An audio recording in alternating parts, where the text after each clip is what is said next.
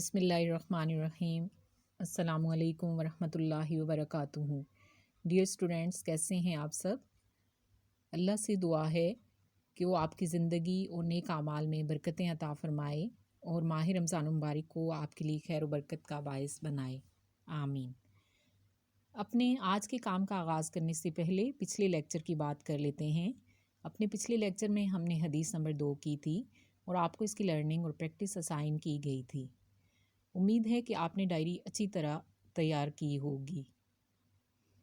اب ہم اپنے آج کے کام کی طرف آتے ہیں۔ ہمارا آج کا کام سبق قرآن مجید کے سوال نمبر 1 کے آدھے حصے پر مشتمل ہے، یعنی آج اس سوال کا کچھ حصہ کیا جائے گا جبکہ بقیہ حصہ اگلے لیکچر میں کیا جائے گا۔ تو چلیں آغاز کرتے ہیں۔ سبق قرآن مجید کا سوال نمبر 1 ہے، قرآن مجید کا مختصر تعارف بیان کریں۔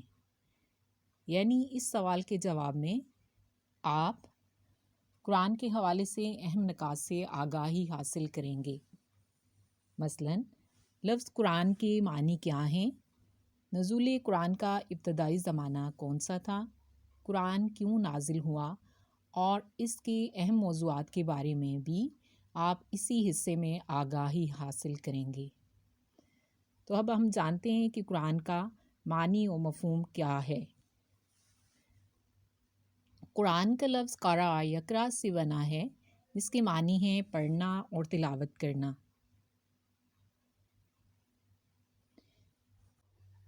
یعنی قرآن سے مراد وہ کتاب ہے جو بار بار پڑھی جائے۔ ہم دیکھتے ہیں کہ قرآن اپنے اس معنی پر پورا اترتا ہے اور یہ وہ واحد کتاب ہے جو دنیا میں سب سے زیادہ پڑھی جاتی ہے۔ اب ہم نزول قرآن کی ابتدا کے بارے میں دیکھیں گے کہ نزول قرآن کی ابتدا کب اور کیسے ہوئی۔ نزول قرآن کی ابتدا رمضان المبارک کے مہینے میں ہوئی۔ اس بات کا ذکر کرتے ہوئے اللہ نے قرآن میں خود فرمایا، ماہ رمضان وہ مقدس مہینہ ہے جس میں قرآن نازل ہوا۔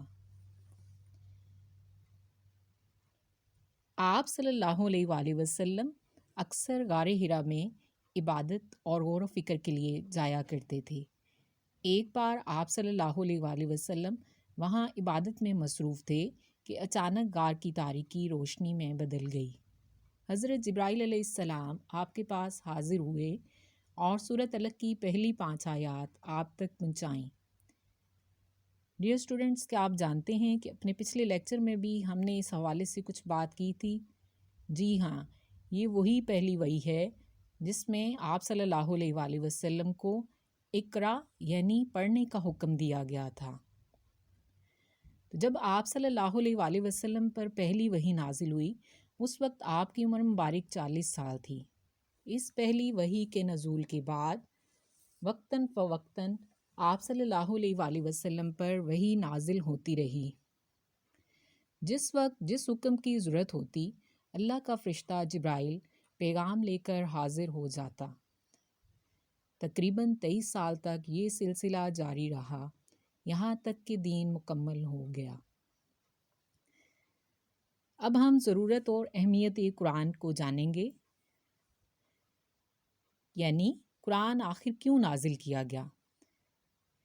پیارے بچوں، اللہ نے انسان کو پیدا کیا اور زمین پر اس کی ضرورتوں کے سب سامان مہیا کیے۔ اس کی جسمانی ضروریات پوری کرنے کے لیے مادی وسائل پیدا کیے، یعنی ایسے اسباب فراہم کیے کہ وہ زمین پر اچھی زندگی بسر کر سکے۔ اس کے ذہن اور روح کی رہنمائی کے لیے بھی اہتمام فرمایا۔ خود انسان کو خیر و شر میں فرق کی صلاحیت اور ضمیر کی آواز عطا کی، یعنی یہ صلاحیت بھی انسان کے اندر موجود ہے کہ وہ اچھے اور برے میں فرق کر سکے۔ ان سب باتوں سے بڑھ کر انسان کی کامل رہنمائی کا اہتمام فرمایا۔ اس مقصد کے لیے ہر زمانے میں انبیاء کرام مبعوث فرمائے اور ان پر کتابیں نازل فرمائیں تاکہ انسان کو یہ رہنمائی مل جائے کہ اس نے کس راستے کو اپنانا ہے اور ہدایت کا راستہ کون سا ہے اور اس پر چلنے کا انعام کیا ہے۔ اللہ نے جن انبیاء کرام پر کتابیں نازل فرمائیں ان کے نام یہ ہیں۔ پہلی آسمانی کتاب تورات تھی جو حضرت موسیٰ علیہ السلام پر نازل ہوئی۔ دوسری کتاب زبور تھی جو حضرت داؤد علیہ السلام پر نازل ہوئی۔ تیسری آسمانی کتاب انجیل تھی جو حضرت عیسیٰ علیہ السلام پر نازل ہوئی، جبکہ قرآن مجید جو آخری آسمانی کتاب ہے یہ ہمارے پیارے نبی حضرت محمد صلی اللہ علیہ وآلہ وسلم پر نازل ہوئی۔ اللہ نے ہمارے نبی پر قرآن نازل فرمایا اور یہ انسان کی کامل رہنمائی کرتا ہے اور ہدایت کا دائمی ذریعہ ہے۔ تمام آسمانی کتابوں کی تصدیق کرتا ہے اور ان کا محافظ و نگہبان ہے۔ ارشاد باری تعالیٰ ہے، اور تمہاری طرف ہم نے یہ کتاب نازل کی، یہ حق لے کر آئی ہے، اس سے پہلے جو آسمانی کتابیں آئیں ان کی تصدیق کرنے والی اور ان کی محافظ و نگہبان ہیں۔ اس آیت مبارکہ سے یہ واضح ہوتا ہے کہ قرآن گزشتہ کتابوں کے لیے مصدق اور مہیمن ہے، یعنی ان کی تصدیق کرتا ہے اور ان کا محافظ و نگہبان ہے، کیونکہ گزشتہ آسمانی کتابوں میں لوگوں نے احکامات میں تبدیلی کر دی تھی اور ان کتابوں کی تعلیمات اپنی اصل حالت میں محفوظ نہ رہ سکیں۔ قرآن نے انہیں اپنے اندر از سر نو بیان کر کے، یعنی دوبارہ بیان کر کے محفوظ کر دیا۔ قرآن آج تک اپنی اصلی حالت میں ہے اور قیامت تک رہے گا، اس میں کوئی تبدیلی نہیں آئی اور نہ کبھی آئے گی۔ اس کی وجہ یہ ہے کہ اس کی حفاظت کا ذمہ خود اللہ نے لیا ہے۔ اب ہم آتے ہیں قرآن کے موضوعات کی طرف، یعنی کن تعلیمات کو قرآن میں بیان کیا گیا ہے، انسانی زندگی کے کون سے پہلو ہیں جو اس میں بیان ہوئے ہیں۔ قرآن انسانی زندگی کے تمام پہلوؤں کے بارے میں رہنمائی فراہم کرتا ہے۔ اس میں عبادات کے بارے میں مکمل آگاہی فراہم کی گئی ہے، جیسے نماز، روزہ، زکوٰۃ، حج وغیرہ، یعنی ہمیں یہ حکم دیا گیا ہے کہ ہم ان فرائض کی اچھی طرح ادائیگی کرنی ہے اور اس سلسلے میں کوئی کوتاہی نہیں کرنی، ورنہ قیامت کے دن اس کا سوال ہوگا۔ قرآن دوسروں کے ساتھ معاملات کے بارے میں مکمل گائیڈ لائن فراہم کرتا ہے۔